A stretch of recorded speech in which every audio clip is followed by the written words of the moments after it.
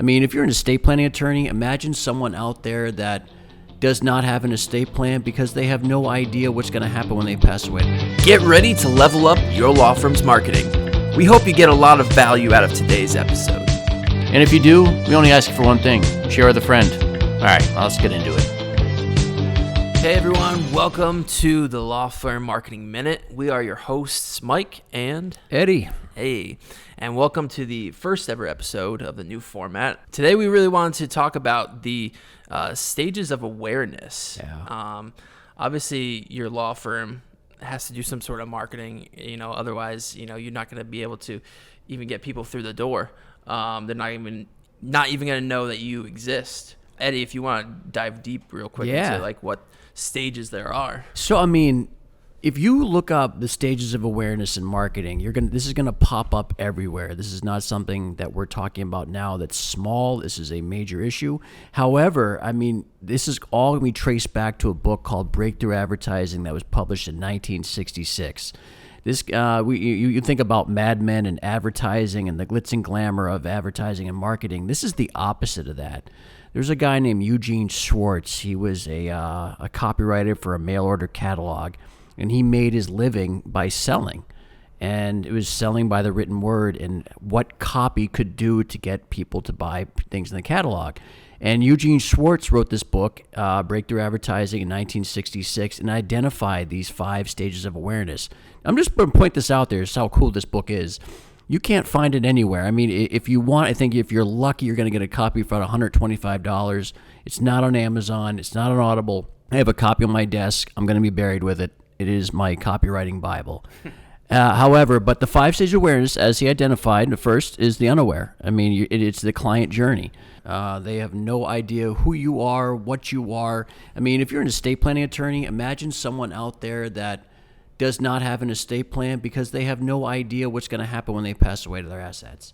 All right, number 2, you're going to have problem aware. People aware they have a problem. So to continue on the estate planning idea, this person realizes they need an estate plan, or they just witnessed someone passing away. They saw the fallout of what happens when you pass away without one. So they're aware they have a problem, but they don't know what to do. Number 3 is solution aware. A lot of times it's used for services. Number 4 is product aware, and number 5 is most aware. Those are the 5 levels of awareness. Let's dive into let's group some of them together, right? Yeah. To kind of, because some of them can be grouped together, right? Sure. So I would say probably unaware would that be its own kind of category? Definitely. Yeah. So for a law firm, what's the unaware client look like? The unaware client doesn't know they have a problem. So, I mean, one of the things Breakthrough Advertising talked about is there's all these desires in the world. There's desire to feel healthy, desire to feel rich, to feel safe, to be loved. I mean, there's no such thing as creating desire. All marketing or copywriting can do is channel the desire. However, when you have an unaware client, they're not aware they have a desire. They don't know they don't know what the issue is, so they're not looking for you. If you're an estate planning attorney and a person doesn't know they need an estate plan, what are the odds of them finding you? 0. So to this market, you're trying to educate them they have a problem subtly.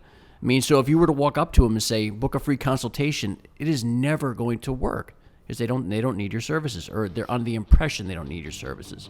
We're talking a lot about marketing here, especially law firm marketing. Obviously, it's the name of the podcast. But we have a great free resource that you can use in your firm today to get your firm kickstarted into its marketing, to get it going along, to help the other marketing work better, and it's called the Marketing Playbook. It's one of our best free resources that we have. Check out the post description, the link there, and grab your copy today. So let's tag team the next 2, because I think Let's they do can it. probably There work you together. go. Yeah, absolutely. Yeah. So for a law firm to have someone that they're marketing to that's problem aware or solution aware. Yeah. I think we can lump those together. And Absolutely. What does that look like when they're marketing to them? When you're marketing to them, I mean, we're a content marketing agency, so most of the advice I'm going to give is going to be tailored toward content. If you know anything about us or listened to our podcast in the past, we talk about valuable educational content, which is precisely what people in the people that are problem aware need. I mean, these are the people that are going to Google you. I mean, they're going to Google the problem. Imagine I'm just going to keep sticking with the estate plan element. Imagine someone goes to a funeral, they had no estate plan, and they witnessed the fallout. Now they themselves realize they do not have an estate plan. They are very aware they have a problem. They don't know what the solution is. So the first thing someone has a problem does is they try to educate themselves about the problem. And this is where they're going to turn towards valuable content. The trap that a lot of people fall into here is that they may use SEO to try to channel these problem-aware people to their website. So they'll say estate planning results for Boston, Massachusetts, estate planning results for Halifax, Virginia. Now, when you get there, they might get there, but you use all your copy to get someone to the party. They don't know what they're not there to book. They're there to educate. They're there to learn about the problem. Now, as you educate, you start to branch into solution aware. You see the wills, the trusts, and they start realizing the revocable trust, irrevocable trust. I mean, the different way, understanding what happens when assets pass to their spouse. So now they're problem and solution aware, primarily based because of your educational and valuable content. But the way you address each one of these people is different because their needs are different. A problem-aware and a solution-aware people they're looking for different things. A problem-aware person is looking for a solution. A solution-aware person is looking for a product or service that's gonna answer these people. A solution-aware person is now actively looking for an attorney. They're actively looking for a professional to help them. They're aware of what their issue is. They're aware they see the way forward. They just want someone to hold their hand to get them to the rest of the way. Mm-hmm. So yeah, they're looking for different things. So like I said, problem is looking for a solution. The solution person is now looking for an attorney. Let's keep on going down this train here. Let's do it. So the next spot would be product aware, but you could probably lump that in with most aware because these are kind of towards the end of this like spectrum of awareness, right? I mean, so for a law firm, what's product aware? And then what's most aware? Like what's someone that they're marketing to? What's someone look like that would be in this category? Now, product aware, I always lump this in with service. I mean, because we're as an attorney in the service-based industry, very rarely do I write for products. For the majority of the time, I write for services.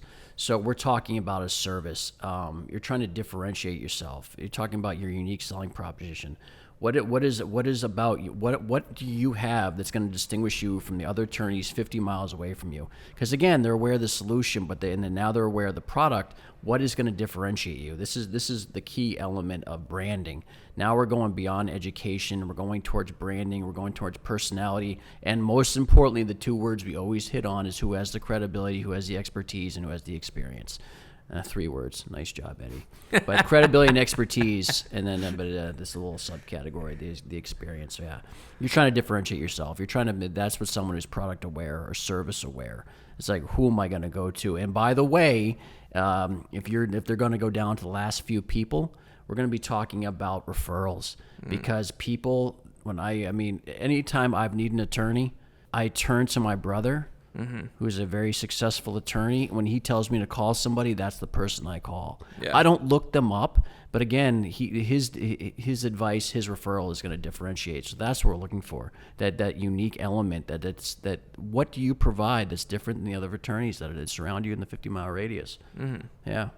So that's going to do it for this first episode of Law Firm Marketing Minute. This was fun. I enjoyed it. Eddie, what'd you think? Oh, I loved it. I can't wait to do this again, Mikey. Yeah, I feel like for me, like this is first time jitters. Like, so I'm just kind of like. You're jittery right now? A little bit. No, well, you look jittery. I mean, good thing we're not on camera.